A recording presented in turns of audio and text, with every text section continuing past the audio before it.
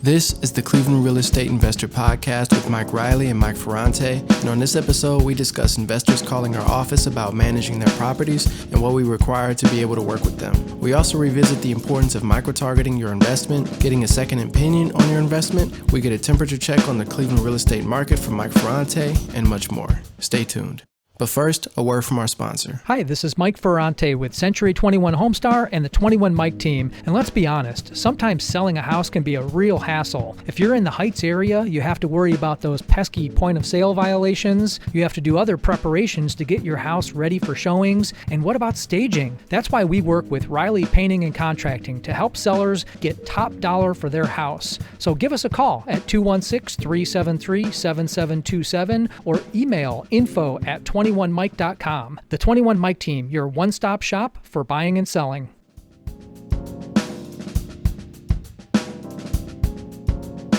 And we are off.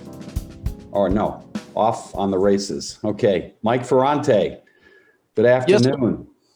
All right, ready to go. You're in a nice quiet place, as we were just talking. No dogs, no kids running around. So yeah. Basement office. Okay. Okay. This is a kind of an emergency podcast because we are getting a lot of phone calls from investors, and it seems like everybody in California is calling us or calling me or emailing me through our ReillyProperties.com and then calling on our main number. And I want to revisit some general rules of the road, how we operate for anybody who's interested in working with us. So this is going to be a short and sweet podcast, and I'm going to call this training wheels. Training wheels, as in you are on a bike learning. You know, my dad taught me how to ride a bike. And first thing we had was the training wheels on. And then I think I was like in second grade. And then the next thing, you know, the training wheels are off and he's pushing me down the sidewalk. And all of a sudden I'm like, oh my God, there's no more training wheels. So that was a great dad memory. Yeah. So anyways, Mike, I'm just going to tick off some key issues.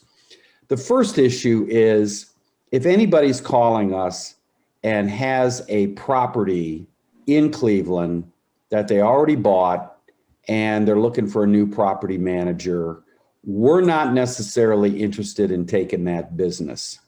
And why do you think is that, Mike? Well, I think there's a variety of reasons. I think that number one, you know what your lane is and you guys know what you're good at and you stick with that. And number two is that we've seen enough investors who go down that path where they, become enamored with, oh, I bought this house in Cleveland for next to nothing and it's going to be great.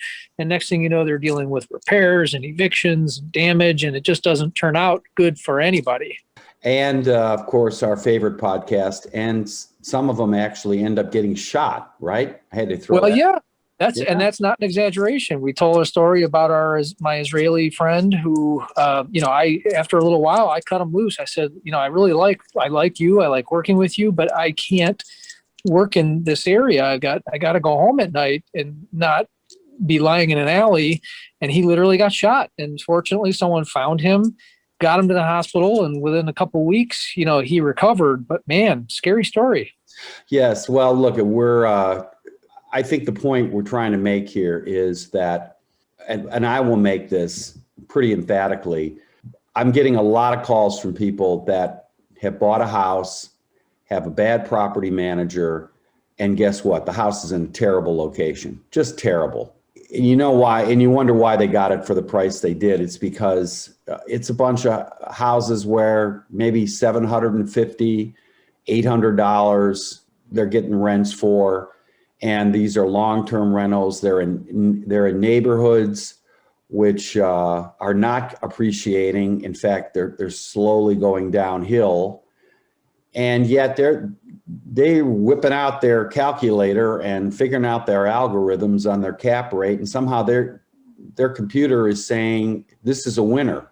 And these homes are not a winner. Well, they're not a winner for us because, first of all, the market we deal with is more professional class, people who are not homeowners, people traveling, coming in for 3, 4, 5 months, and they will never, ever rent in those areas.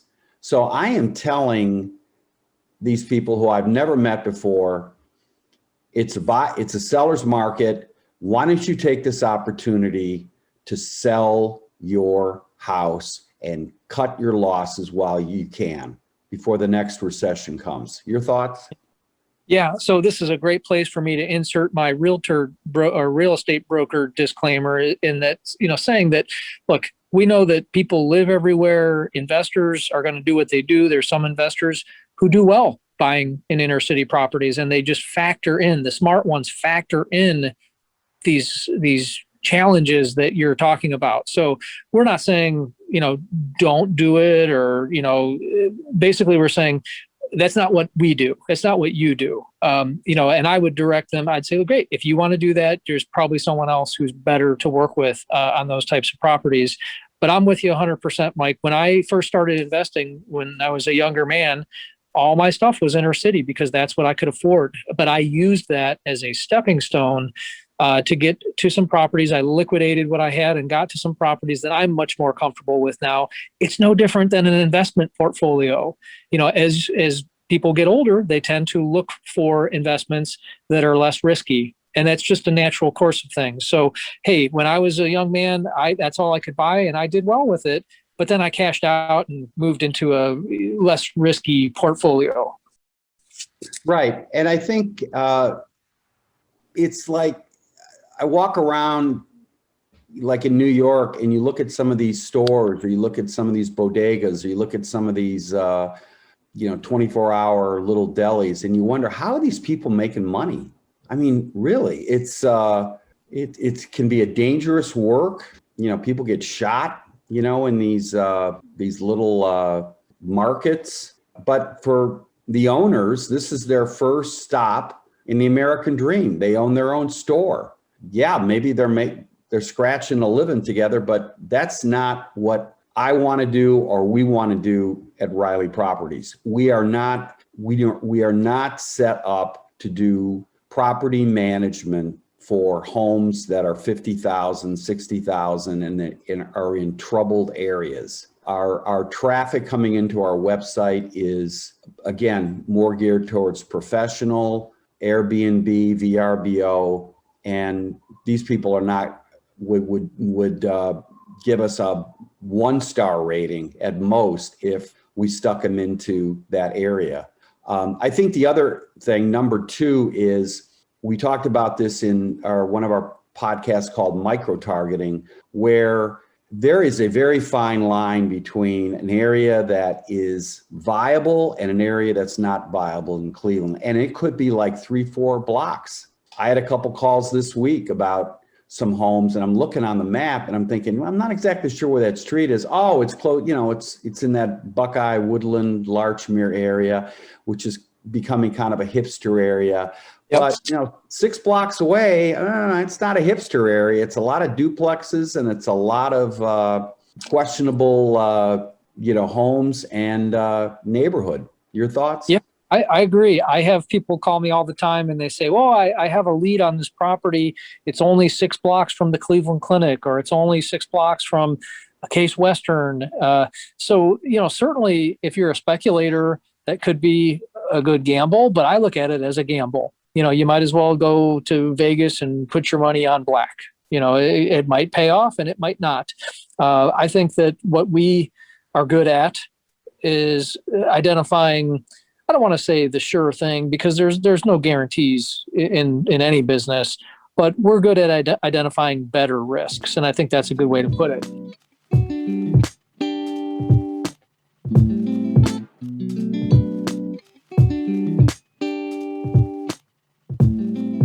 I keep thinking of that scene in Wolf on Wall Street. Have you seen that movie, Mike? Oh yeah. Yep. You remember when he gets laid off after the market crash in '86, and he goes to interview at the strip mall, the Investors Club, and they sell penny stocks. And I keep thinking of some of the people that are calling, who are calling from California, and they want to be investors in real estate. And Cleveland has been identified as an up and coming market, but they're buying penny stocks in companies which I don't think have a whole lot of future. And so again, you have to be disciplined and you have to do your homework before you start throwing money at property in Cleveland.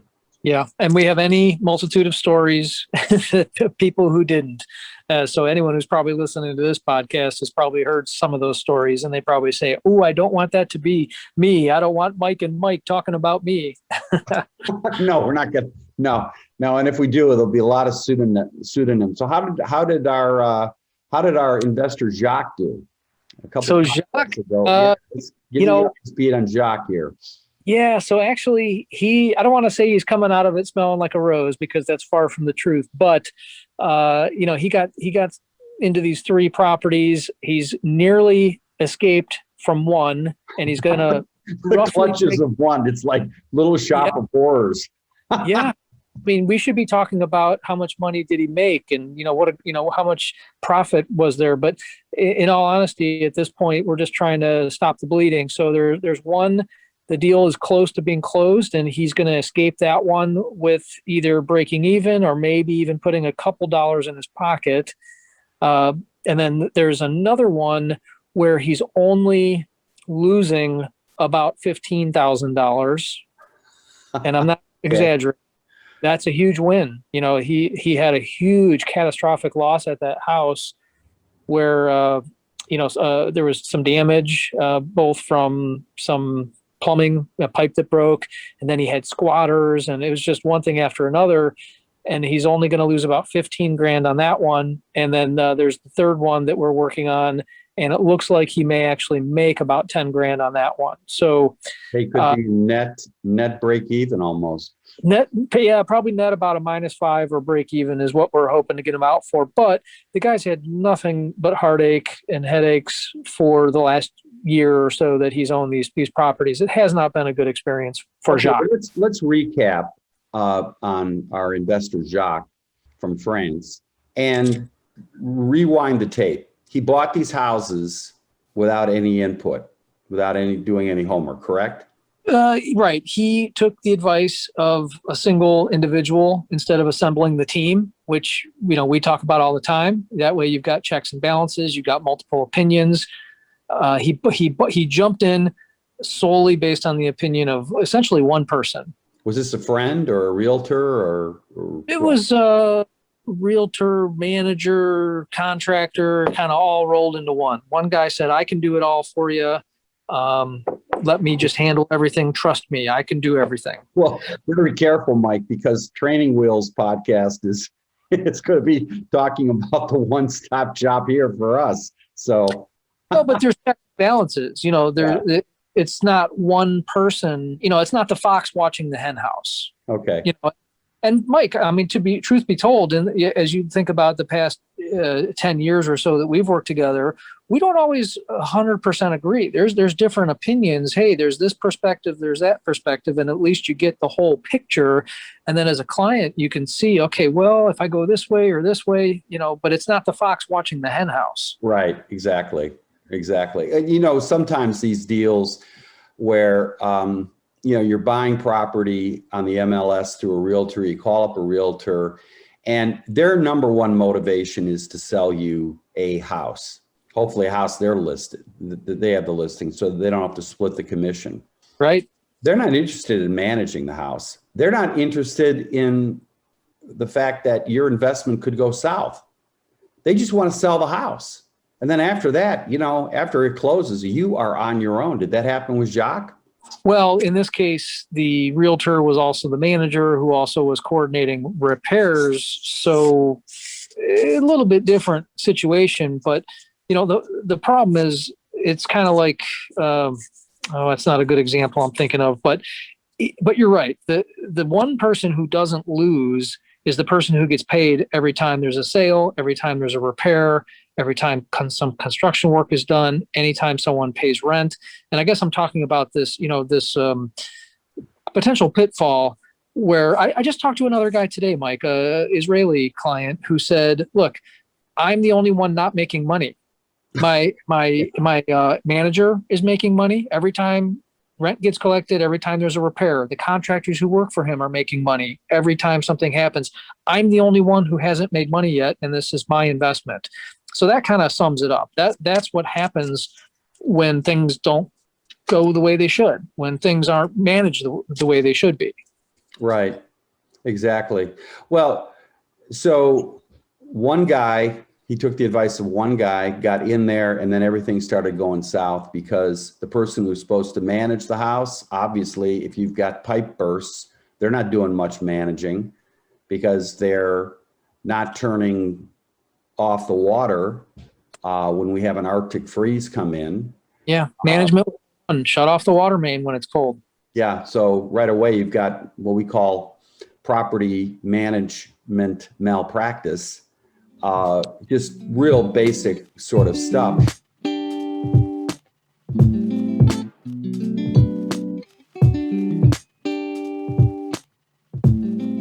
One of our listeners is probably on the edge of their seats. Oh my God, I'm I signed a contract. I'm getting ready to buy this house. Is there any hope for me? Is there any, how do I rescue that deal? And what would you say to that person? Because we had that happen on Nela Park. Yeah, I was just thinking about that one. So, certainly it's never too late, but neither one of us are attorneys, but I would say you start with getting a second opinion. That's kind of what I've been saying all along here is don't put all your eggs in one basket. Have some different people who are available to advise you. If you realize you're stuck in a bad deal, there's oftentimes a way to get out. And again, I'm not trying to give legal advice here, but you have to read the contract and figure out what your options are. Breaking a contract can be bad, but sometimes it might be a viable option compared to the alternative of proceeding with the deal. Again, I'm not telling people break contracts, but you have to know what your options are, and you have to get the advice of people who don't have a vested interest in what happens. Well, here's the other thing to keep in mind. There is an off-ramp coming up for our investor who's starting to get nervous and biting their fingernails. That off-ramp is called the inspection. And we are actually doing an inspection for a listener who called us up from California, Claremont, California, and not going to mention any names, but they bought a triplex in Cleveland Heights. And I told them, I said, look, we just got done managing a duplex on Kensington in Cleveland Heights in a real hipster area. And of course, right before the COVID hit, all of a sudden that became a dead area. So it was hard to rent. And of course, what happened, our client on Kensington Road discovered he had $30,000 worth of repairs. We saw that happen 2 months ago. We had a podcast about a lady another one in California who was about to buy a property on Nela View and was paying top dollar for this, had the inspection. We went over because she was buying one of our investments, and it was on the next street over. And we went over there and took a look at it. And there was a good $40,000 worth of repairs. The front porch was falling in. She needed a new garage. The roof was shot, had 3 layers. I mean, it was unbelievable what the inspectors didn't see. Chances are, if you are in a bad deal, that off-ramp coming up called the inspection is your way out. Because chances are, if it is a bad deal, then this house has major problems in it. Your thoughts? Yeah, that is a common contingency in most contracts. I think it's a mistake, especially for out-of-town investors who aren't here to view their properties in person, to not get an inspection. I know that because of how competitive the market is, we're seeing more and more buyers. Last article I read, it was around 20% of buyers are choosing not to have an inspection contingency in their contract. I think that's insanity in most cases. And certainly for an investment property, if you can't be here to look at it yourself, don't waive that inspection. And yeah, that is the most common out for an investor who finds himself in a deal that they realize isn't all it's cracked up to be. In fact, in our state contracts, there aren't many other outs unless you're financing and maybe your financing falls through. But Right. most investors who are doing that, they're solid. So really, that is the off ramp, to put it the way you put it, Mike. There's really not usually another way to get out of it that's easy. Well, tomorrow we are our Claremont, California investor is paying us to go over for 2 hours, and we're sending David over. And David is as good as they come.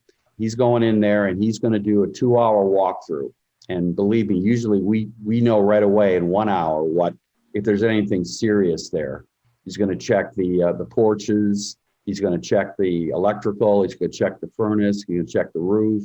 He'll take a look at the gutters. Go inside, check some of the plumbing and the fixtures. I mean, that's going to identify any kind of major problem. And then, of course, check the basement. He can do that in 1 hour. But what's going to be nice is we're going to set up a Zoom conference call with them. And our investor, actually, he's a handyman.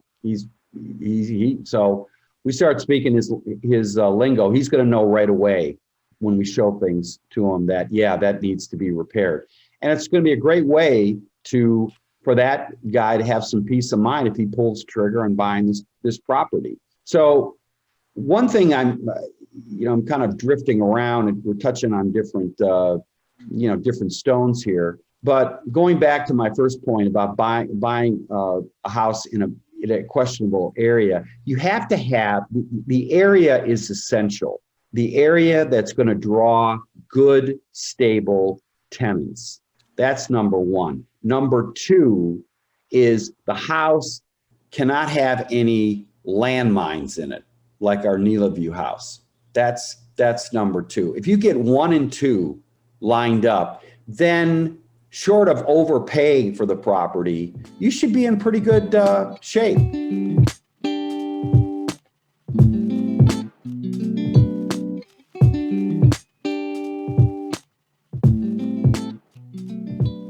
I agree. It's not all that complicated. We always say it is a simple business, but it's not easy. But really, the way you laid it out is perfect. Follow these steps, and things should go well. Right, which leads me to our payoff, which is training wheels, and you've been part of us selling a couple of our properties. We sold our Grayton property to a semi-retired lady in California. I'm not going to mention her name. And we are the tenant. We are the tenant. We already had a tenant. We're subletting from her, and she's getting, around $1,000 for an $85,000 house that we have owned for 3 years. So we've owned this house. It's set up for a long-term rental, and we told her the first year we're going to cover the rent, and after that, we'll manage and make sure she gets a good tenant. We know the house. We can project out what the repairs are, and we are on the hook to get a tenant that is A, going to pay on time, and B, is not going to destroy the house. I have been telling for the last 2 weeks, at least on a half a dozen occasions, I tell people, if you bought in these bad areas, sell the house now, come back to us. We'll put you in a deal that's going to work. Very simple, around 100,000, between say 85 and 130,000. Let's keep it simple. It's real estate Cleveland 101. You've got a nice 3-bedroom in an ascending area, in a safe area, and you're going to have great tenants.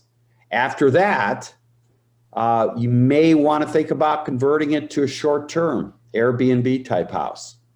But our training wheel concept is to educate the first time investor in Cleveland and put them into a safe, almost like a money market type real estate investment. Your thoughts? Yeah, it's like I said earlier. I used to invest in riskier areas, and because that's what I could afford.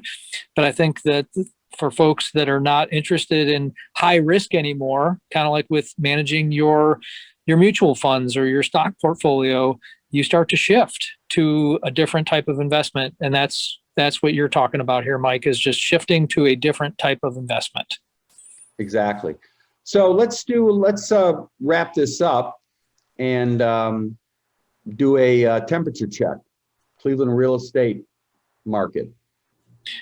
Yeah, I mean, not much to report different. The inventory is still extremely low. The last update I did for Northeast Ohio, we did see a pretty good increase in inventory, but it has far from satisfied the demand that's out there. The one number that really stuck with me when I did the last update was that just 5 years ago, Mike, there were over 6,100 properties listed in Northeast Ohio in our multiple listings, just in our area. Now it's less than a third of that. That's how different the inventory looks. And that's what people are talking about when they say inventory shortage, hot real estate market. It's all about the supply of houses. There are more buyers, there are more realtors in the United States than homes for sale. And wow. Northeast Ohio is just like that. Now, final question. Who are the buyers? What is the percentage of outside money, outside investment money? You know, you're Israeli, you're a French guy, our guys are people from California, as opposed to 5 years ago. Does it increase? I don't have the exact numbers. A couple years ago, I saw that something like 5 or 6% of the homes that were bought in the United States were from overseas. I continue to see a stream of investors coming to us because they're just being priced out of their markets. So not only from overseas, I know we always talk about the California investors. I've got a couple of clients who become friends who were the one guy's telling me, look, my budget's 1.2 million. I can't buy a house. I can't afford to buy a house. I can't get anything. I keep getting outbid. You know, I bid 1.2, someone else bids 1.6. Yeah. So yeah, but definitely the out of state, out of town investor stream continues to get stronger, and I think what that's doing is increasing the demand in our market, and it's finally kind of bringing those prices up to where we think they should have been all along. So I think there's still time to buy. There's still time to get some properties that make sense, that cash flow. But I think the time is now. The longer you wait, the more those prices are going to rise. Well, I've talked to a couple people, and I may have mentioned this earlier in one of our podcasts about people like, say, in California, maybe who have no roots in California. I mean, they're originally from Buffalo, maybe Pittsburgh, Indiana, Michigan, Ohio. Maybe they think about buying an investment property in Cleveland with the idea that they're going to sell their property in Cleveland, in California, and move to Cleveland. I had a story like that, Mike. I had a client who was telling me that their kids, there was a daughter and a son-in-law, both of them had jobs that they worked virtually in LA, I think it was. And they both looked at each other and said, why do we live here when we could move, back home to Northeast Ohio, pay a third of the money for a house, and they got like 3 acres and 4,000 square feet. And, so that's what they do. They sold their home in California, moved back to Cleveland, and they're loving it. Yeah. And they got no traffic. That's right. You've got no mountain fires. You've got no, right now it's like, they're in a drought. It's over 100 degrees. I don't know. I shake my head between the traffic, and got a lot of friends out in LA area. And it's like, I don't know why anybody lives there. But hey, be that as it may, folks, if you're in California, you're out west, getting priced out, think about moving to Cleveland. Believe me, quality of life here is wonderful. And you can always, when the weather's bad in January, February, March, hey, with all that extra money you're going to have, you can just go down, take it 2.5 hours. You're down in Florida. You're on the beach. There you go. So there you go. Why don't we end on that positive note, Mike? I love it. Mike. Yes. All right. Thanks, folks. We'll check in with you next week. Okay. Thank you for listening to the Cleveland Real Estate Investor Podcast. You can find all our episodes at www.reilly-properties.com, SoundCloud, Apple Podcasts, Spotify, Overcast, YouTube, and more.